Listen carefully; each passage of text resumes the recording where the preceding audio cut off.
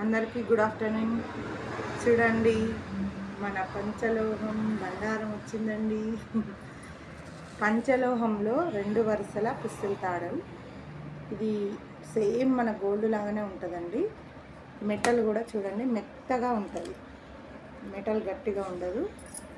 ఇది 2 వరుసలది. ఇందులో సింగిల్ ఒక వరుస పుస్తల తాడు. పంచలోహం అంటే నల్లగా అవుతుంది, ఎందుకంటే ఇది మన బాడీలో ఉన్న హీటుని గుంజుకుంటుంది కాబట్టి నల్లగా అవుతుంది. కానీ తెల్లగా కావడం, ఎలిసిపోవడం అట్లాంటిది ఉండదు, ఒక నల్లగానే అవుతుంది. దాన్ని యథావిధిగా మనం చింతపండు రసం కానీ, కొంచెం నిమ్మరసం కానీ, కొంచెం కుంకుడుకాయ రసం కానీ, మీకు ఏది అవైలబుల్ ఉంటే దాంతో మీరు వాష్ చేసుకుంటే సెట్ అయిపోతుంది. కానీ ఇది లైఫ్ టైం మీరు వాష్ చేసుకుంటూ వాడుకోవచ్చు. ఇక కొన్ని రోజులు కాగానే పక్కకు పడేయాలన్న ఆలోచన ఏం లేదు, కాకపోతే వాష్ చేసుకోవాలి. ఇది పంచలోహం క్వాలిటీ అలాంటిది, నల్లగా అవుతుంది, వేడి అనేది గుంజుద్ది.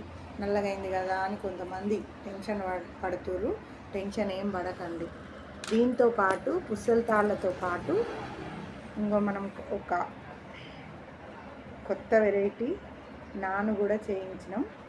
ఇది వెనకట బాతు బిళ్ళలు చూడండి. ఇదైతే ఇంకా చాలా మెత్తగా ఉందండి, చాలా మెత్తగా ఉంది. ఇక్కడ సీల కూడా